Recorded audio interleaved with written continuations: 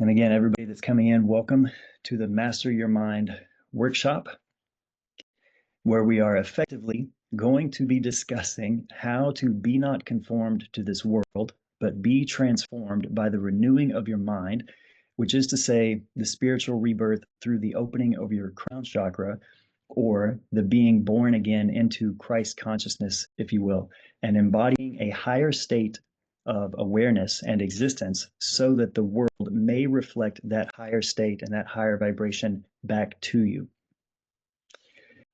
All right, Chris, thank you for doing an awesome job and getting everybody in from the waiting room.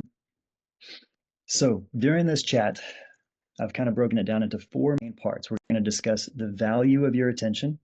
We're going to discuss avoiding distractions of the matrix, where I'm probably going to, that'll be the last time you ever hear me use that word matrix, because we're going to break down what that really means.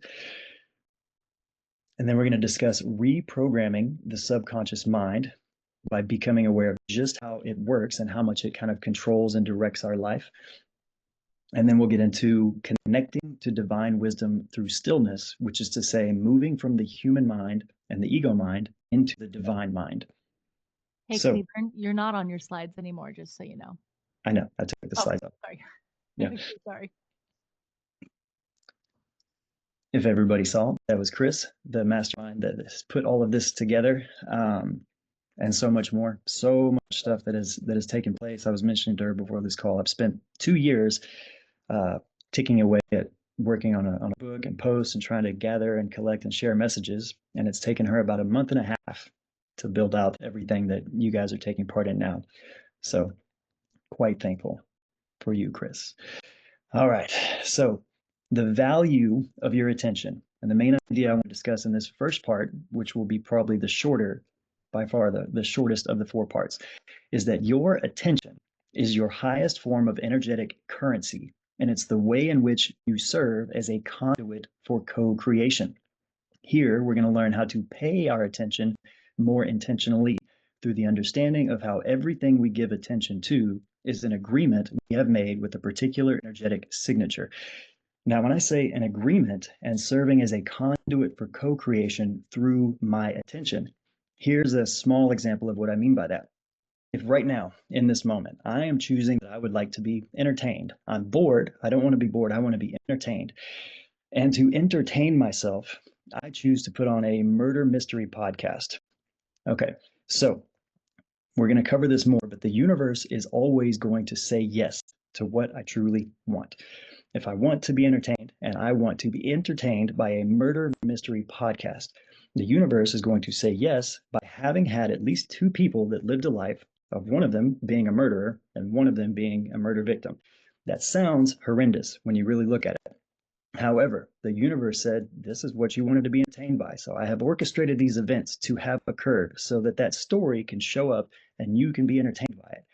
Now, if that seems a little more unsettling than simply enjoying a novel or a murder mystery podcast or a scary movie or some drama on the news, that is the depth to which we're going to kind of uncover how our attention and our subconscious and our unawareness is cooperating with the construct of reality to give us what we want.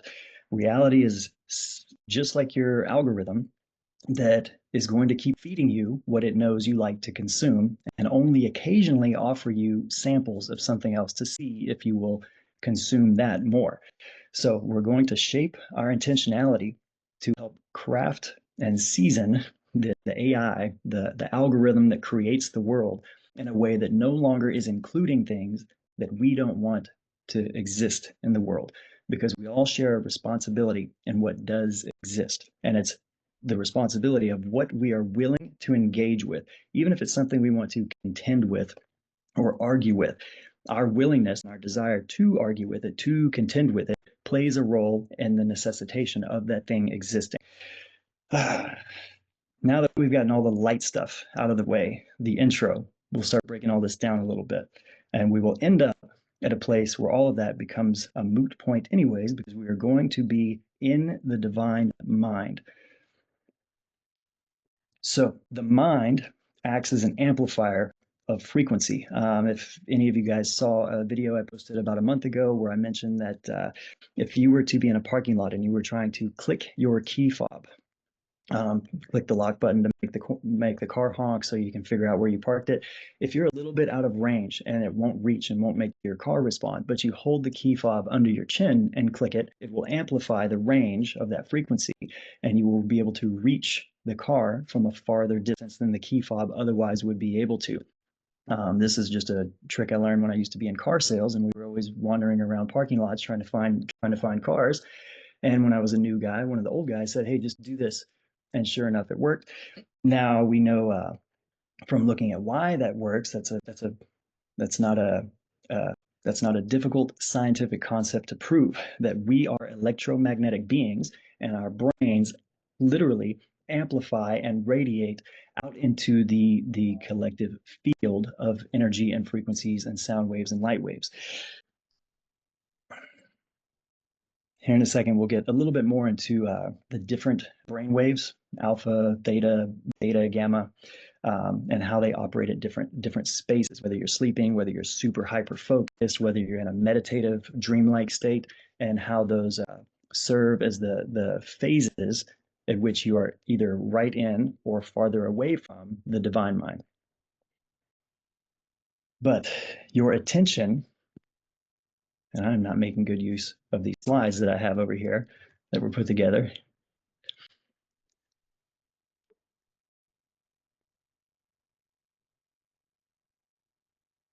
But attention determining the quality of your reality. That's what goes back to what I was saying with the things I'm paying attention to is me seasoning the AI, the algorithm. It's me requesting more from God of what I seem to be consuming right now. If I am mindlessly consuming social media, pornography, the news, drama of any kind, or just silly comedy, whatever it is, if I'm constantly mindlessly consuming it, I am also inviting that to mindlessly consume me if I'm not paying any attention to the elements of which I am enjoying.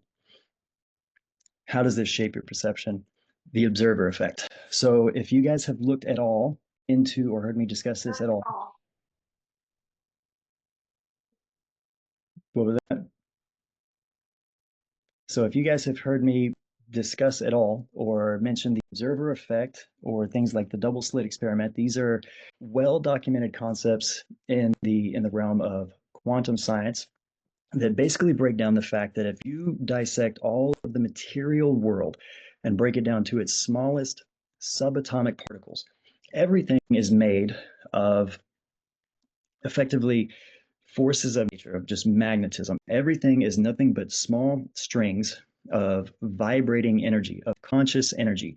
And there is really no differentiator between what any of those vibrating conscious strings of energy will become. It's all the same base material that everything is made up, that you are made up of, and that every molecule of air around you, between all the next physical objects in your space, everything is effectively made up of the same root material, which is conscious energy.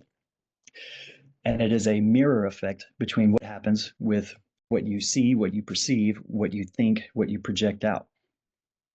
That is effectively the findings from the observer effect, from the double slit experiment, which was performed over 100 years ago. There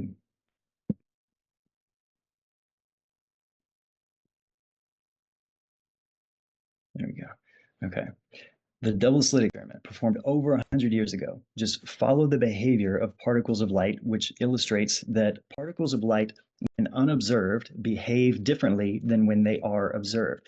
The observer effect is a well-studied aspect of quantum physics and is a reputable, documented source of study in the scientific community that illustrates that reality is shaped by the observer, by the expectations of the observer. What that means is all of these waves of conscious energy that have not yet crystallized into form are sort of waiting to see what you're going to expect them to become before they become anything. This just all happens so fast, you don't realize that it's an ever going, alive, constantly alive process. but we'll get into that a little bit more later. I'll break down a really quick visual example that just illustrates to you kind of how this works. So some practical techniques to consciously direct your attention, which would be mostly visualization, spending time.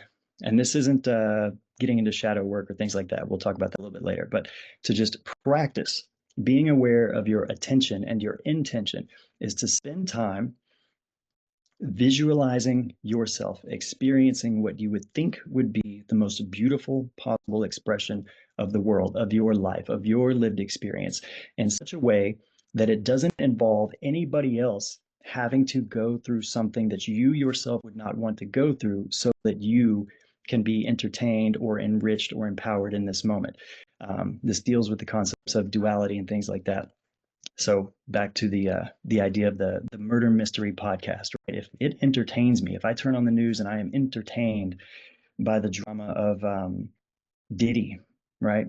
That means all of that stuff happened for me to be entertained by it. That means I am effectively finding some sort of sensation out of being appalled, or being embarrassed on his behalf, or being terrified on behalf of the victims. They all went through that for me to be here and consume that energy and that framework and those ideas. So how can I start accepting reality and moving myself into a place where that reality no longer needs to exist for me in a way that is grounded and realistic, and not just me sticking my head in the sand and ignoring the world or hoping to escape from it? That's what we're getting into. So as I said, it would probably be a good idea if we get into all the questions and everything at the very end. I'm tempted to ask if anybody has any questions over that first part, which again was just kind of the intro, just to illustrate that the way in which the construct of reality works, the way in which the makeup of all of reality is the exact same as what is in your body and what you are made of, and that it is a mirroring effect, and that the mirror is going to reflect back to you sort of what you begin to initiate. So right now I don't have time to get into the questions. We'll keep moving, but if you think of any, save them. We'll ask them at the end. Can you repeat what you said? There we go. There are questions. Can you repeat what you said about visualizing ourselves? Yeah, at this time, for the sake of this practice, this isn't like shadow work or uncovering things, or one of the meditations we're going to get into at the end, but the idea of visualizing yourself. Practice visualizing yourself in the most beautiful, empowering, peaceful setting, situation that you can, and be aware of any ways in which what benefits you might be through a lens of duality that requires somebody else to have had to work or suffer or be at a loss for your gain. And begin imagining and visualizing a world and a version of you that exists in which there is no such duality. There is no me versus them. There is no hierarchy. There is no give and take, right? There is more than enough abundance and protection and provision for everybody. Okay. Try to spend time imagining that euphoric scenario, that unrealistic place, that heaven on earth type of space. Spend time visualizing that and literally feeling the sensations in your body. And when I say feeling the sensations in your body reacts to what you imagine almost as realistically as it reacts to what you are perceiving is really happening externally. Your five senses are data collection tools. Your brain is a data processing center, and your body is a huge factory of moving parts and hormones and chemicals that react based on the information that the brain is perceiving. So your body will react the same if you start sitting around and imagining that you are swinging on a hammock under the shade next to a warm beach on a sunny day. Your body will react to that just like it would react if you start vividly imagining standing on top of a skyscraper on the ledge of a building, and you're looking down and it's 80 stories to the ground. And just for fun, you lean forward a little bit and hold one leg out off the ledge. If you really imagine that, you'll notice your heart starts increasing a little bit and your body starts reacting like, whoa, this is spooky, when you're not anywhere near there. You're just thinking it, but your body reacts to what you think. So spending more time thinking about and visualizing and allowing your body to feel the sensation of a heaven on earth situation is a good first practice. Again, well, this was just this first part was really just the opener, just a quick intro before we start breaking down the mechanics of how and why the mind can be used in such a way to actually make that a reality. All right, so you are welcome, Mason. All righty. So, avoiding distractions of the matrix. So the main idea for that would be to keep in mind that the matrix is not a prison. It's not a place that you need to escape from. The matrix has never been a trap. It has always been a womb in which we all take shape, develop, and prepare for new birth. Okay, so just like in the movie when Neo first was awoken from the Matrix, what does he do? He wakes up inside of basically an embiotic fluid and becomes kind of born again.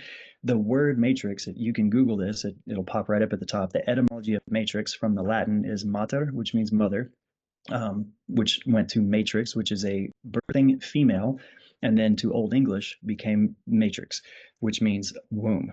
Okay. And the first time we hear the word matrix in English is in the Old Testament, and it's directly referring to a womb.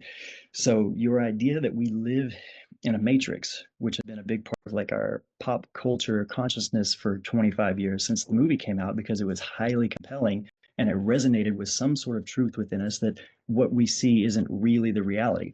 However, it's not some prison.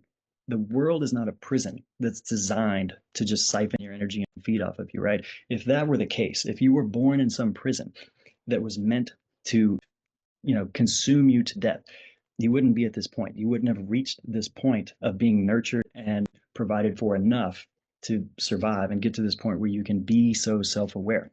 You have been in a womb. We have all been in a womb where we have been going through the experience of duality. We have been learning by firsthand experience the differences between good and evil effectively. That's kind of what the story of the Garden of Eden represents. The desire to leave the place where everything is settled into beauty and harmony, and instead go through the process of knowing firsthand through experience what duality is all about, and being willing to learn each of the elements, each of the ingredients that make up the way life works at this point. Get into ingredients in just a second.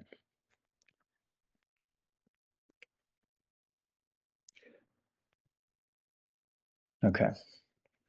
So hopefully everybody's with me on that so far. The world, the matrix, has never been a prison, has always been a womb. How does the matrix pull you into fear-based programming through media, social norms, and consumerism? Just keep in mind that the truth shall set you free. Okay? If you've ever heard that expression, really think about that. The truth shall set you free. So anything that makes you feel not free is a lie. Can't be true. Rather, it is a projection of inner unawareness, and that projection will persist, even increase in its demand of your attention until you are willing to confront it fully. One way to do that is to, anytime you find yourself becoming highly sensationalized, especially if you find yourself feeling angry or afraid or feeling compelled to take action against something, you can ask, what am I really afraid of when I see blank? Okay. This is like funny, but a simple thing. In the 1950s, Elvis Presley's manager sold I Hate Elvis badges as a way to make money from people who weren't buying Elvis merchandise, right? He's still getting money from people because they are still supporting Elvis, whether they like him or not. They hate him. They have to hate him so much that they need to advertise it by purchasing something to display how much they hate him. So what you oppose, you support energetically. If you need to fight against something, the universe will give you that thing to fight against so that you can have the experience that you feel called to have. What you hate, you are.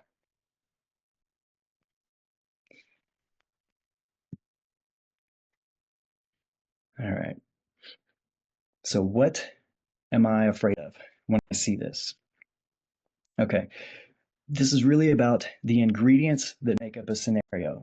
For anybody that's followed me for a long time, you may know that I used to be a professional fighter for about 6 years. Um, so ingredients.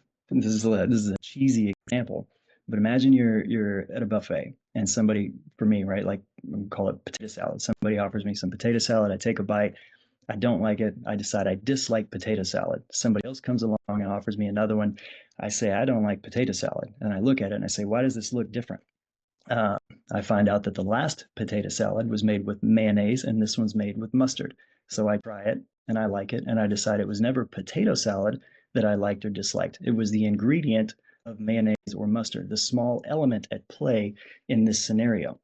Much of our life is similar scenarios playing out in any number of ways, but there is a common theme, a common ingredient at play that you have yet to explore or be okay with confronting. So, why do I mention that, and what am I afraid of in my time spent as a fighter? So I was afraid of being powerless. So I needed to explore that, and the way through which I explored that was attempting to overcome being powerless by finding ways to become strong or confident. This started with joining the Marines. Following that, 6 years as a professional fighter and 19 pro fights and all that kind of stuff. And what I discovered through doing that was that it wasn't so much winning or losing or being powerless or not that, for me, that was as much important as it was the energy signature of a loser or powerlessness, period. Even if I was the winner, I still didn't like there to be the existence of somebody else who was a loser or who felt defeated or who felt powerless, whether it was me or them. I don't like that to exist, period. So, because I don't like that dynamic and I don't like that ingredient, period, I have found myself moving into spaces that do not require that dynamic. So fear may be the beginning of wisdom. If you guys have ever heard that verse from the Bible, fear of the Lord is the beginning of wisdom. So firstly, fear wasn't the word that the if you track that word back to the original Aramaic, it was really more like awe. Awe of the Lord is the beginning of wisdom. But let's just assume we're going to go with fear, being afraid of. So that's the framework probably most people have first heard, that there's a God who wants us to be afraid of it. So even if fear is the beginning, which says, wow, I better listen lest I suffer. If that's the beginning, what is the completion? What is the end? If something has a beginning, it has an end, which is its opposite. So if fear is the beginning, the end, the opposite, would be love. The fear that is meant to lead people to the right behavior through good disciplined actions and things like that is a nice start. However, what is right or wrong or ethical is a moving metric based on the time and place and society in which we live.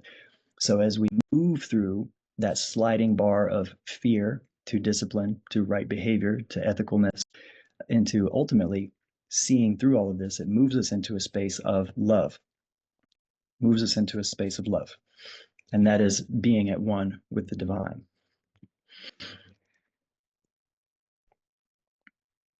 All righty. And again, I'm used to kind of doing one-on-ones where I can get real-time responses. So if I'm moving through any of this a little too quickly, again, there'll be plenty of time for questions at the end. But I'm not able to really see the chats in real time. So, cultivating sovereignty over your thoughts. There are a number of tools for cutting distractions. You could and should have a daily meditation practice. You could practice fasting from media. You could develop some form of a Sabbath, which is like a 24-hour period every week where you break from all of your normal routines and habits to focus solely on higher vibrational inputs. But a main thing is to always ask, anytime you're paying attention to anything, start getting in the habit of paying attention to the fact that at all times you're paying attention to something. And then just asking, is this thing strengthening me or weakening me? And begin the process of getting rid of anything that weakens you.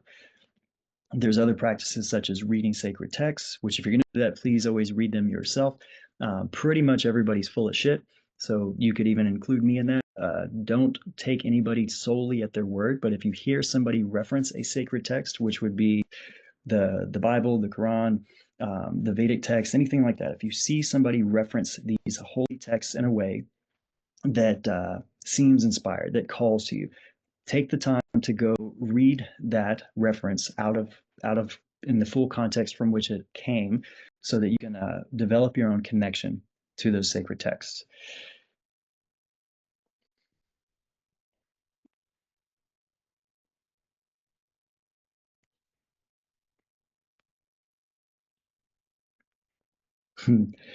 Guys, I'll get better at using these slides, but half the time I'm forgetting that I have them to use. So tools for getting centered. There are all kinds of ways that you could consider getting centered. Grounding, guided meditation, stillness meditations, there's ice baths, sound baths, regular baths, saunas, fire gazing, any form of immersion in the elements. If you have a list of several techniques to center yourself, and you find yourself going from one to the next and not finding the sense of ease you're looking for, is because you have to stop. You have to be still and embrace the sense of discomfort or unknowing that appears inescapable. You have to accept it. Let tears flow if they must. Let shame or regret wash over you. Let anger out. Let whatever it is that's demanding to be felt, be felt. It's the only way for it to run its course.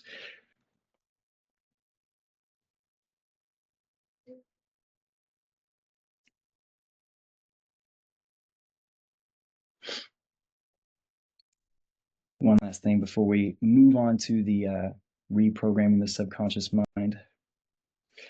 Be in the world, but not of the world. How do we navigate the material world without being ruled by it? So I want to touch on the concept of an addiction. So what is an addiction? Any addiction is something that eventually causes harm because it requires an increased amount of it to achieve the same sensation you had originally felt that made you become addicted to it in the first place. And the reason you need more and more of it to reach satisfaction is because it is an attempt to draw from a synthetic source. And life, while it is an expression of source, is still all a synthetic source.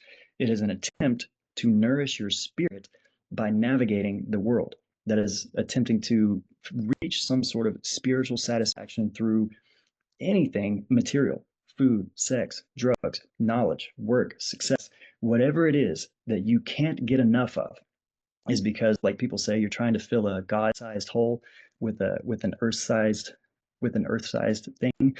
Um, Effectively, we are the material and we are the spiritual. This experience of being human is the bridge between the two. It's where we transcend the material, the base, the animal, and we bridge the gap into returning to more of an angelic state of being.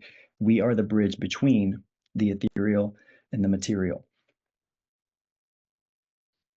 And attempting to satisfy your soul through the five senses becomes impossible. It becomes a never-ending quest, like drinking ocean water. It's just not going to satisfy you. It's going to make you more thirsty. So as we talked about, the five senses are just data collection tenters, data collection tools. The external world appears more real to the five senses and the logic of the human mind, but you are not your five human senses, and you are not the physical mind.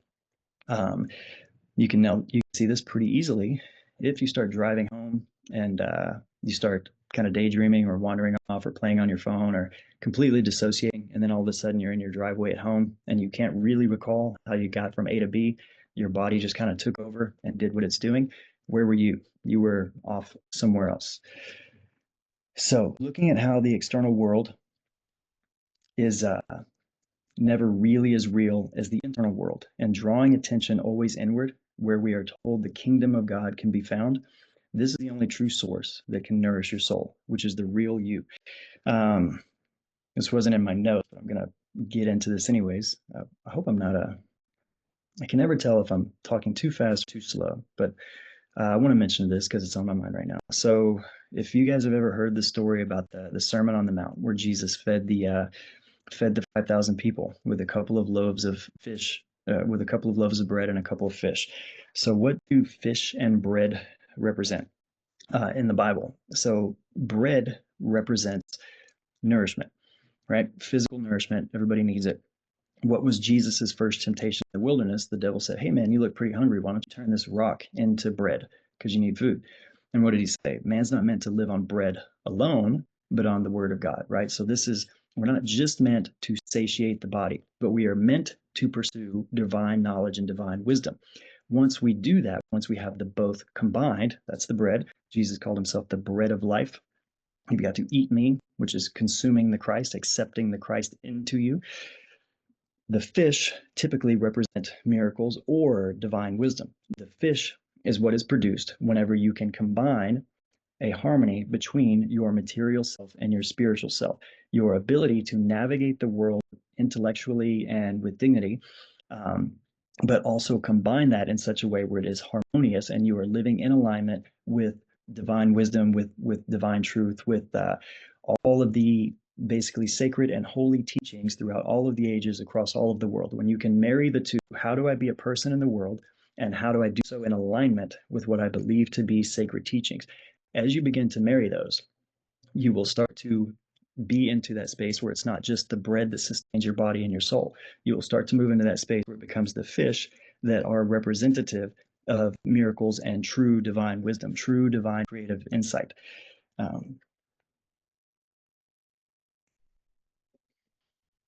So, reprogramming the subconscious mind. I think you guys are going to like this part.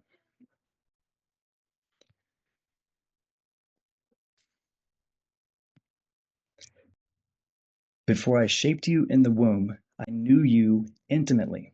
Okay, so this is like some really interesting stuff to be put in a Bible that kind of gets skipped over a lot. But the creator, the supreme source consciousness that put all things into motion, knew you, knew me intimately, and then we became real. Then we became formed into the material.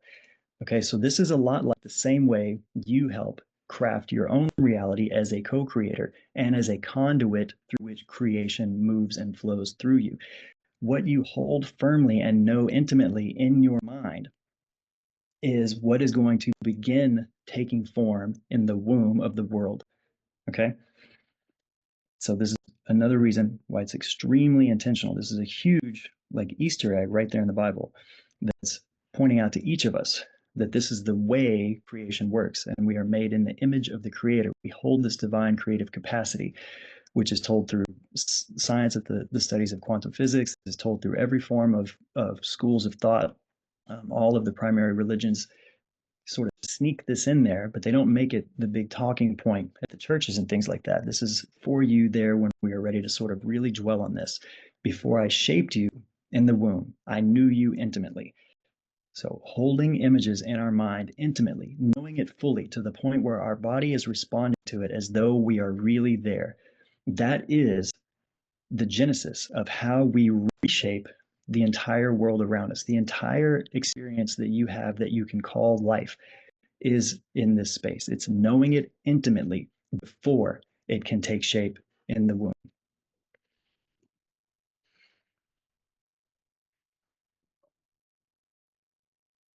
So as we are reprogramming our subconscious mind, we're basically going to need to figure out how much the mind is lying to us. It's moving through programming.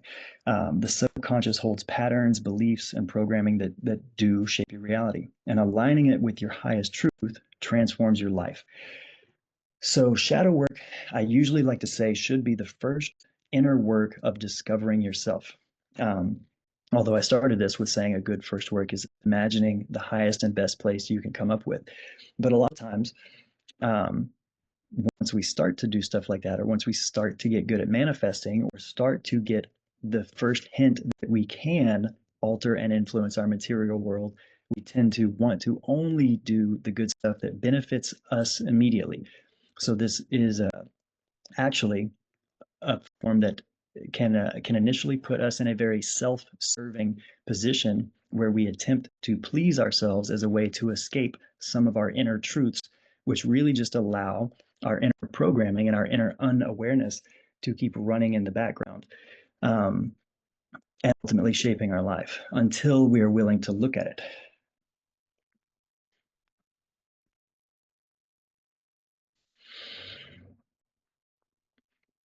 So when I say willing to look at it, in the picture, there's no red.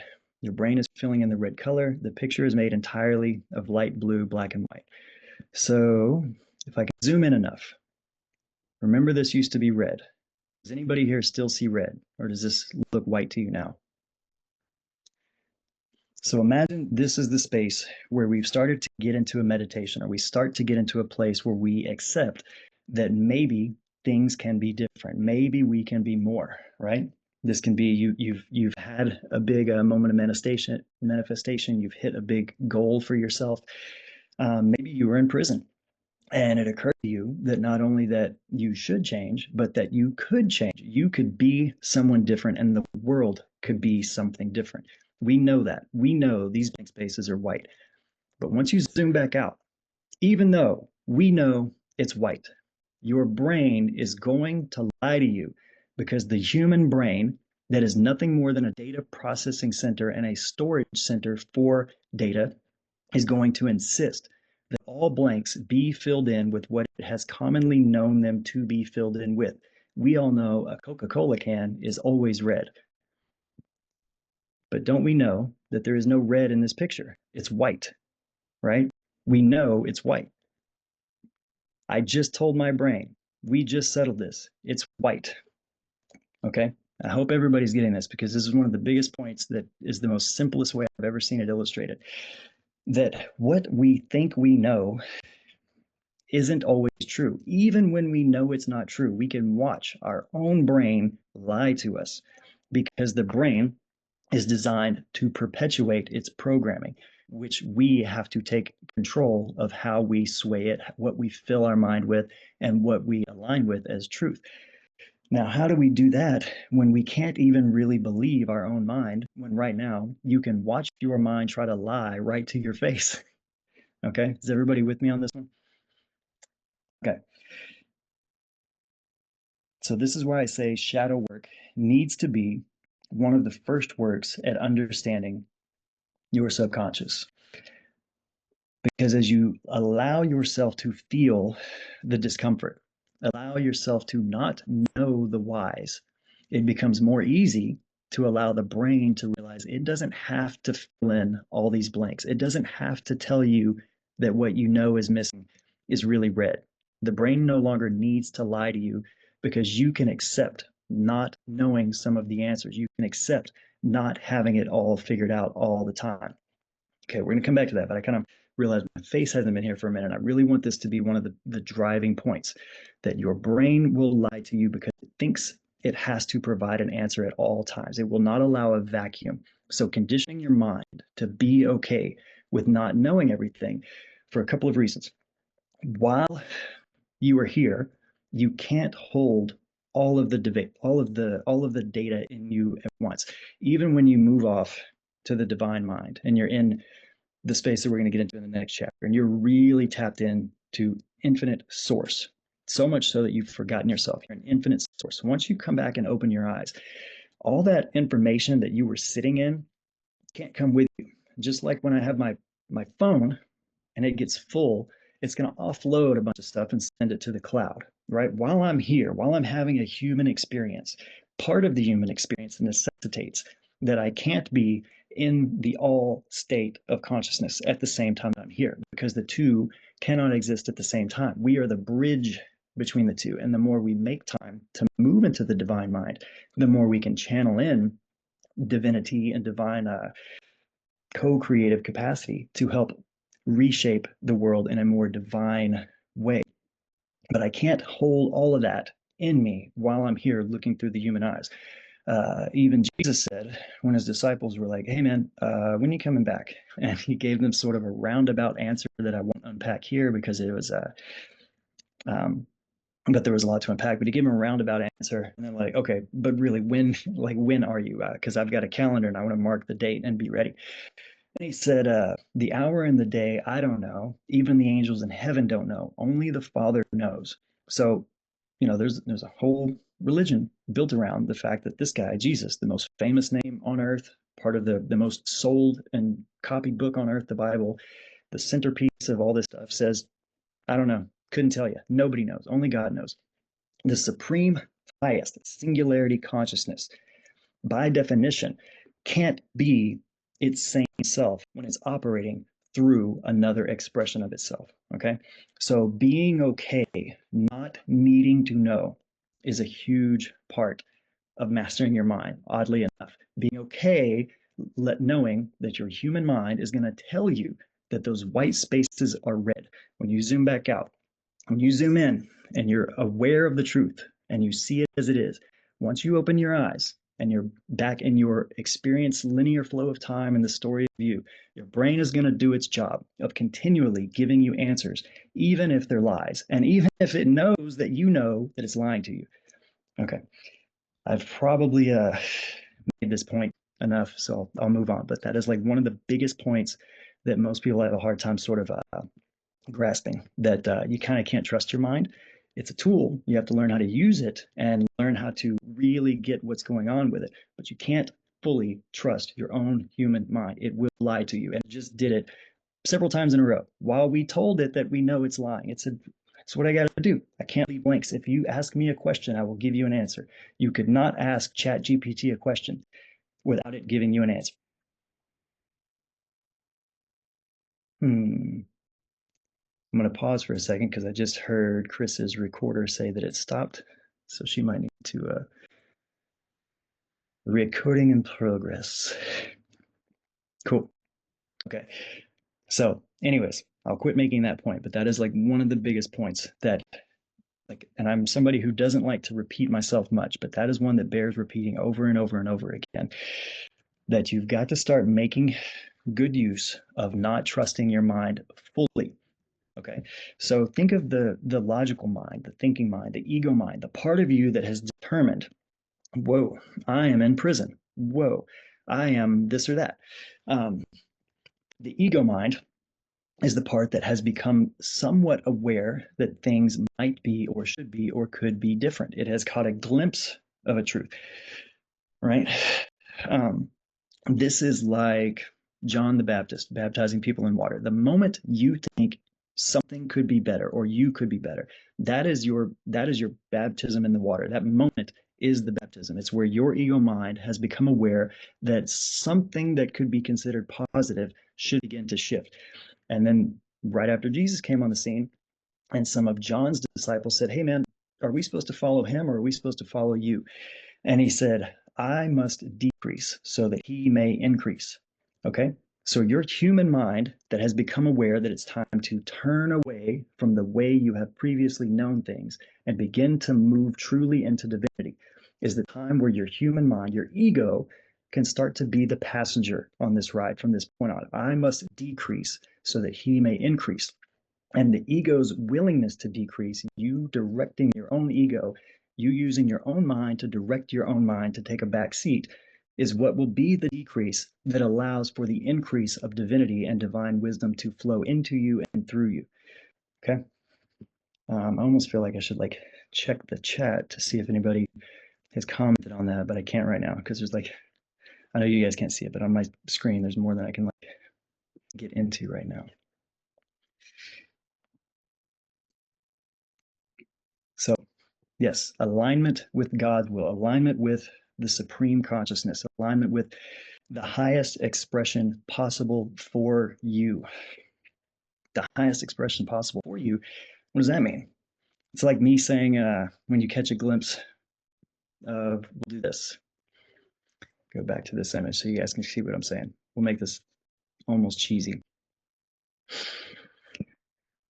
All right, here we are. The truth is, you are a super in shape person. You're supremely fit. You really love your body and it really responds to you. I don't feel that way at all. I don't feel like I'm in great shape or anything like that. No, dude, you really are. You're in terrific shape. You just have to do your push-ups and watch what you're eating. and go on your walks. And then you are in terrific shape. Whoa, but I'm not in terrific shape right now. And it sounds like I got to do a lot of stuff to be in terrific shape, right?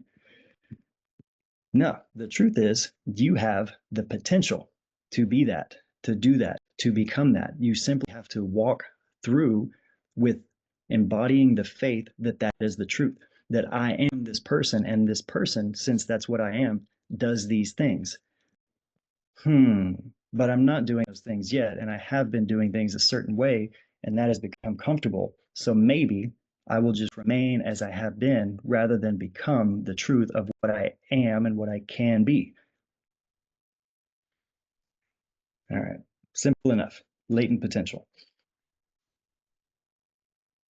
So, how do we use meditation as a tool to access, rewrite the programming into alignment with God's will or into fulfilling the potential that we have as co-creators, tasked with bringing heaven to earth or tasked with moving ourselves back into the Garden of Eden state of consciousness?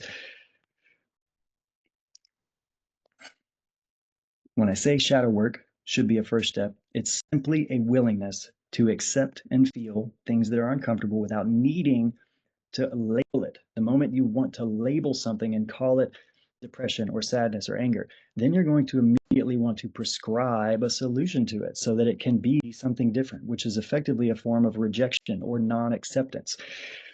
There is a difference between accepting and wallowing in or forming an identity around. This is all about removing identifying yourself as any one emotion or any one momentary state of being, because life is impossibly unfixed, right? Things come and go.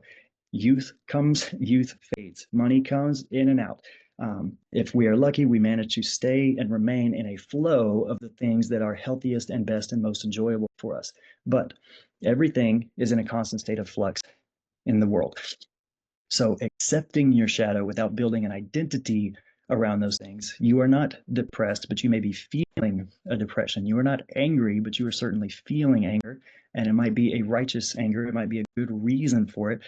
But almost all the time, these things that we could call our shadow are simply attempts that our human mind has developed a habit around when it knows there is a core wounding that we have a potential to feel again. Anytime we encroach a scenario that we once experienced that was so hard, we calloused and developed behavior patterns around it.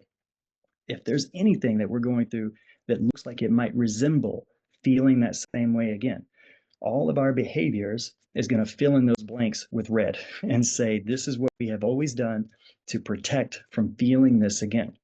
So carving out time to sit somewhere where you are safe, where you are comfortable, where you can walk your own mind through realizing, hey, you don't have to lie to me anymore. We don't have to fill in these blanks with red just because that's how we've always done it. Right now, we can really see what the blank spaces are and just leave them there, just accept them there. If we don't get an answer, if we don't get a solution, if we don't get some sort of fixed situation in this moment, that's fine. We're still just going to sit here and be willing to see what may reveal itself to us through the sensations of our body and through the recalling of memories or moments or events in our life that have been subconsciously directing us ever since.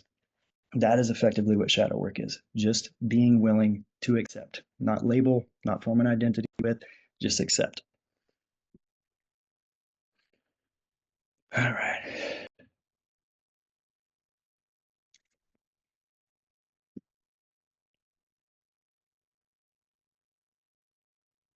Connecting to divine wisdom through stillness.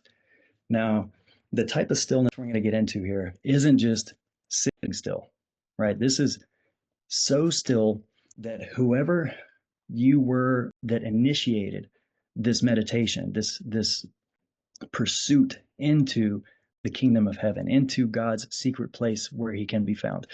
This form of stillness, whoever it was that began it, or whatever your desire was to achieve through this process, once you are truly not just in a meditative state, not just in a peaceful state, not in a good state to channel and draw in innovation, but once you start to really press in and you know yourself in the presence of supreme love, acceptance, and protection.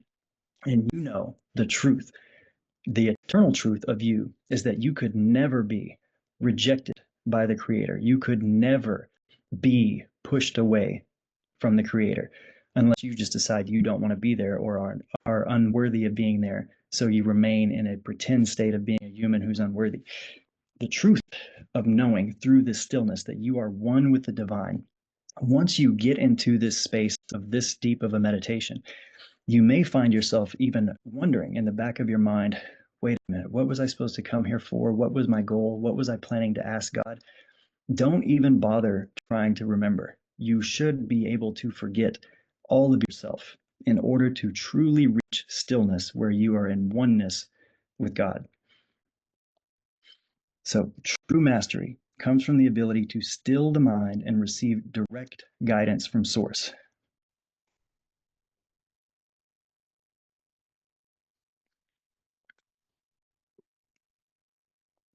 Direct guidance from Source. Forgetting who you were. I must decrease so that he may increase. And I know that for the most part, this audience is basically entirely women. So thank you for tolerating the gendered words that I'm using.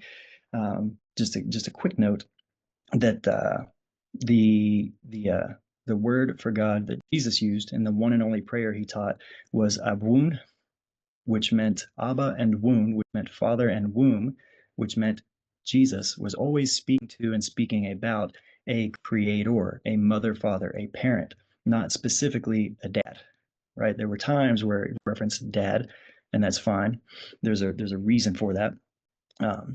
The father mother aspect. But either way, when I'm saying he, when I'm saying me as a man or whatever, thanks for tolerating that. But please understand that gender is not really the point here. And God the Father is not just a dad, it is the supreme source, creator, consciousness from which all was initiated, thought of, and birthed.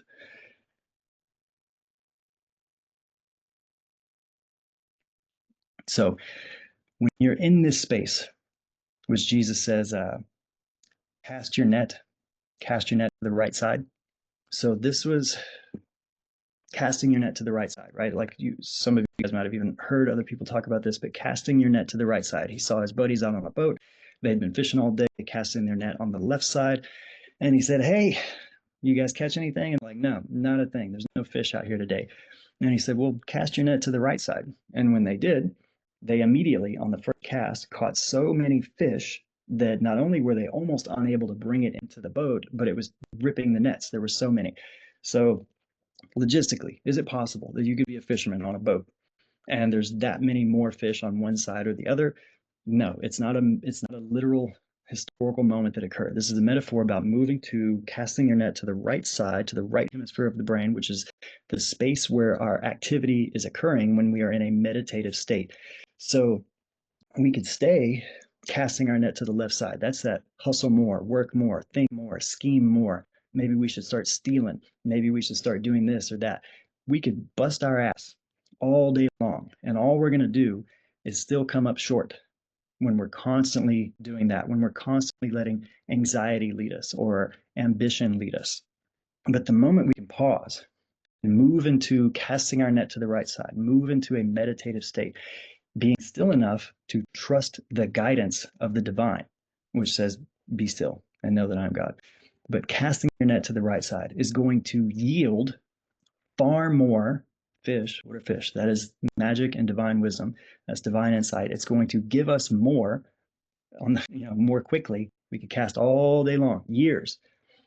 Just sitting in the right side is going to give us more than we can fully bring back at one time anyways.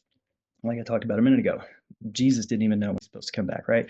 We're not going to be able to know it all while we're in a human vessel, while we're in a human experience.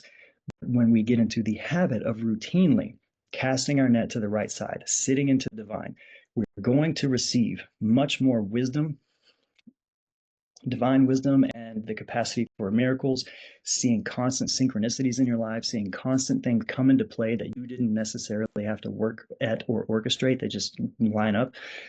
You're going to get more than you can even carry, but it's way more than you need, and it's way more than you were ever going to get on your own by busting your ass and hustling and doing things on your own on your own accord and through your own intellect with your brain that will literally lie to you right to your face, right? So we've got to make time to cast our net to the right side and haul in all of that stuff.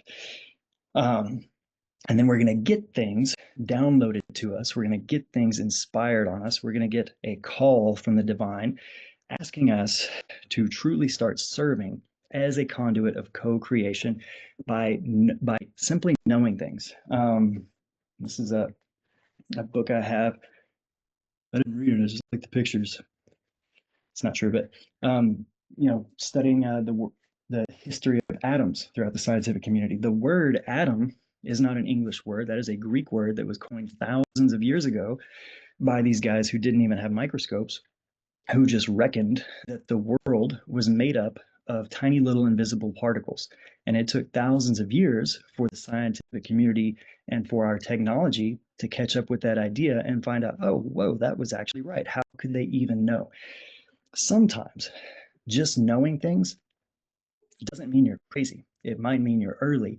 And it also might mean it really doesn't exist until you do your part of speaking it into existence. You could think of the Wright brothers, who probably were mocked quite a bit by the people who saw them trying to jump off the side of a hill and flap their little wings and their gliders and prove that man could fly.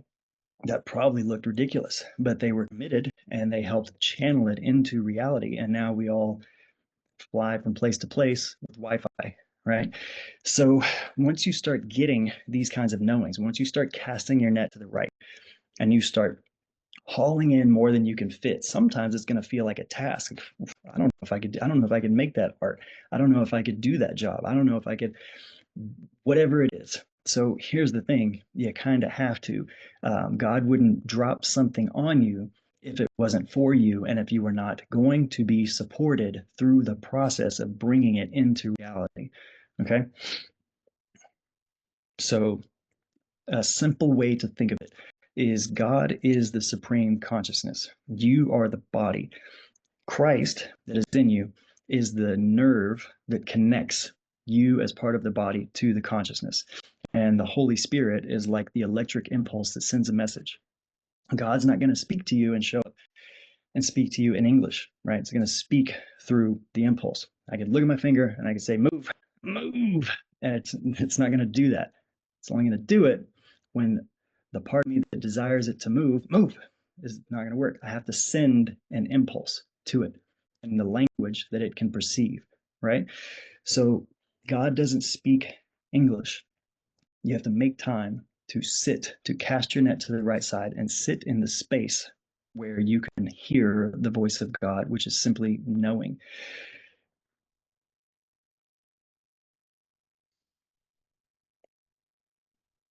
How do we get into that space of simply knowing? As I've talked about, knowing you kind of can't trust your brain.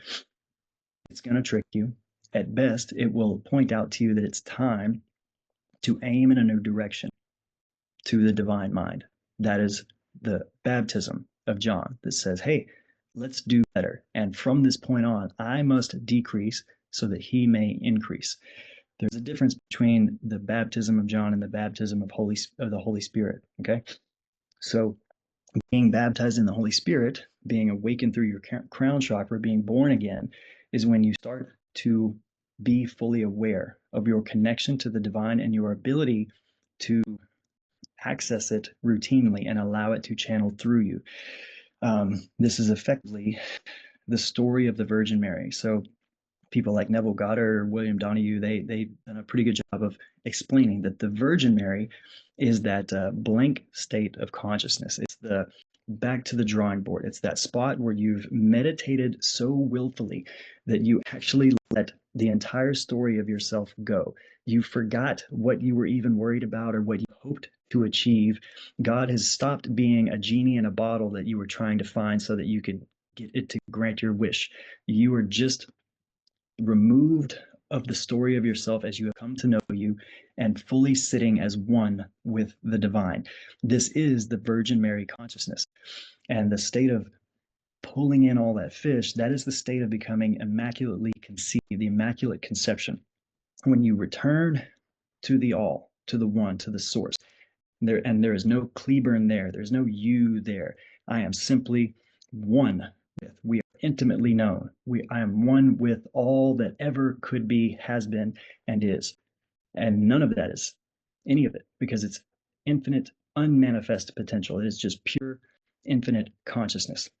When you can get into that space, you are in the Virgin Mary consciousness.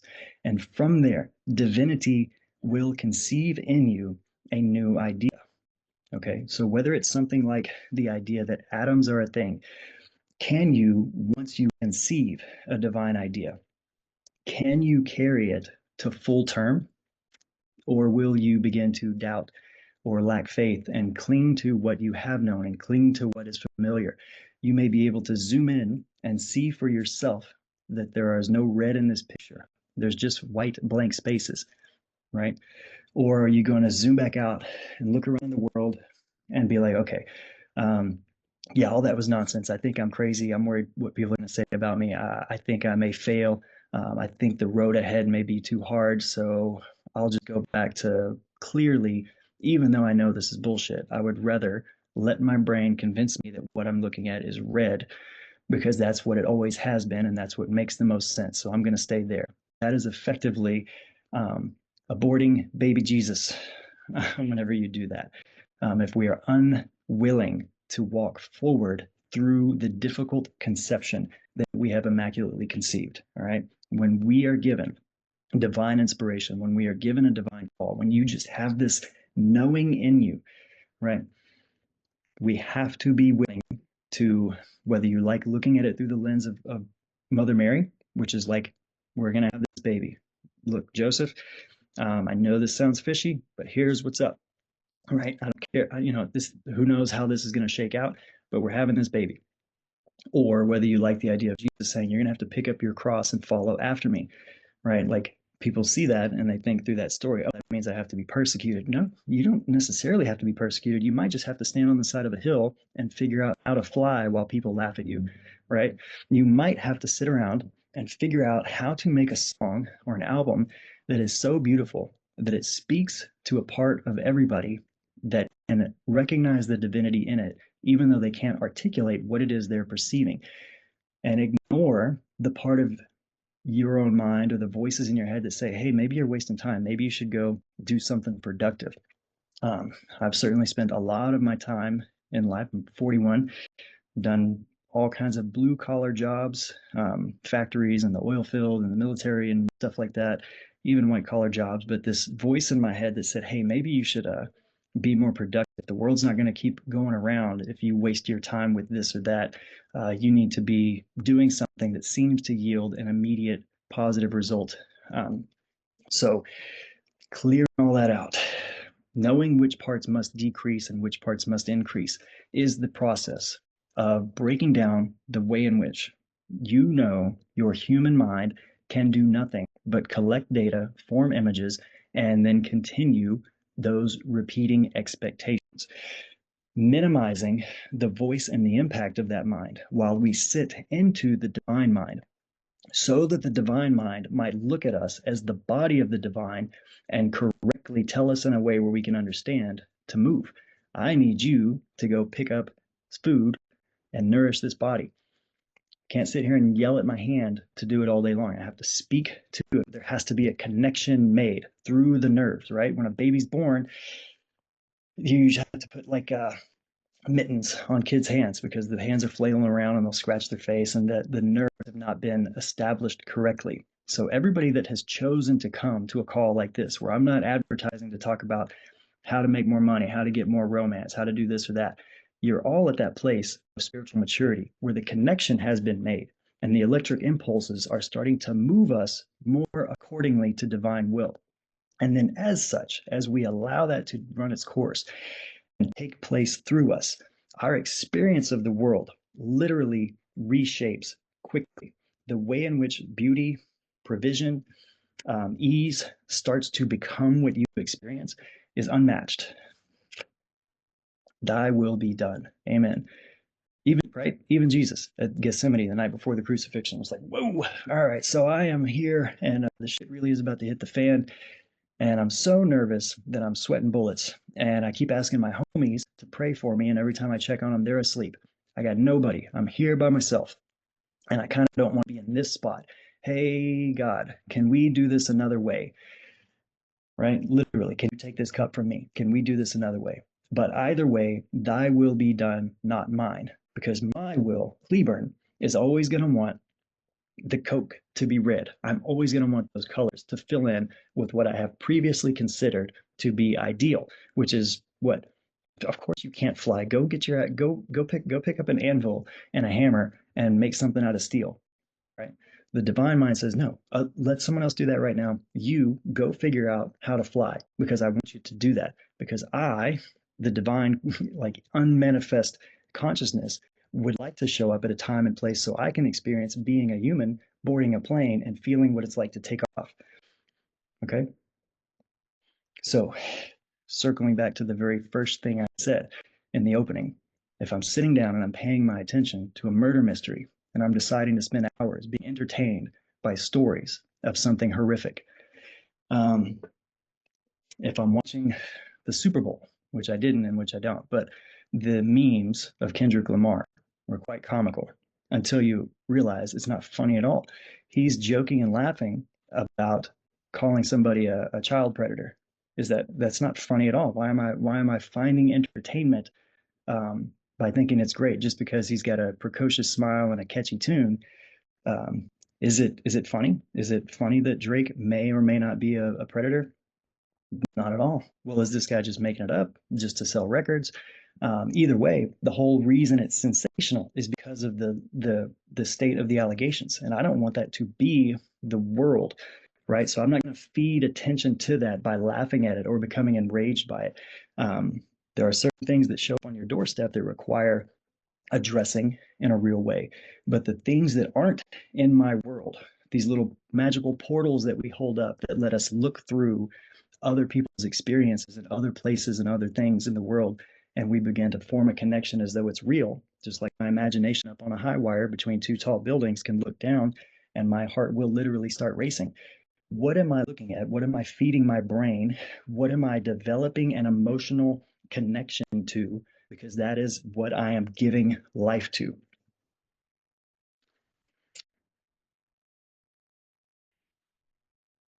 Once again, I totally stopped making use of all these excellent slides that were made.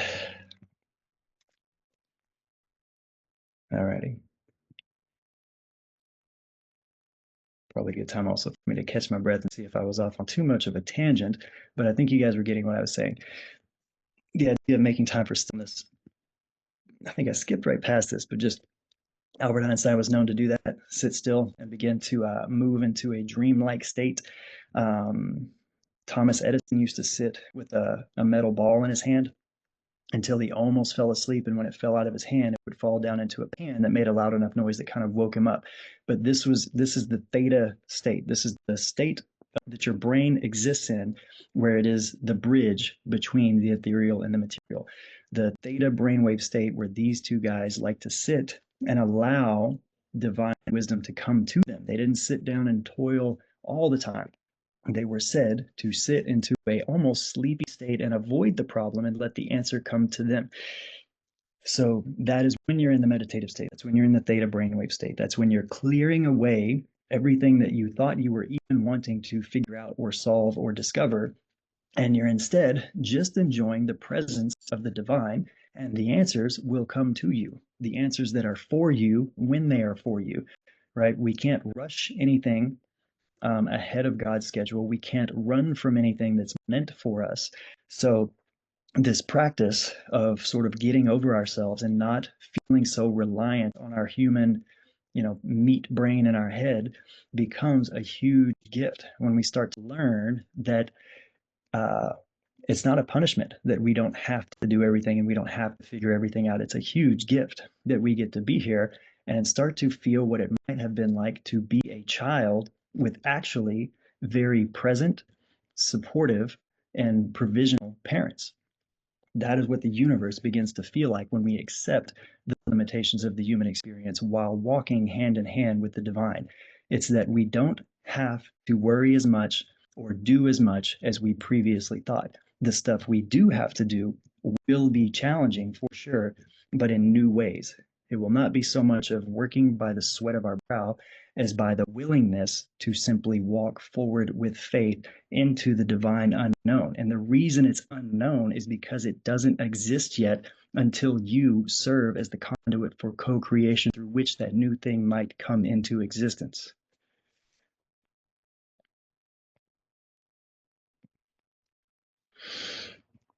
Be still and know that I am God. If you've never sat with that meditation and sort of drifted off into the place where that is the only thing that is repeating in your mind, be still and know that I am God.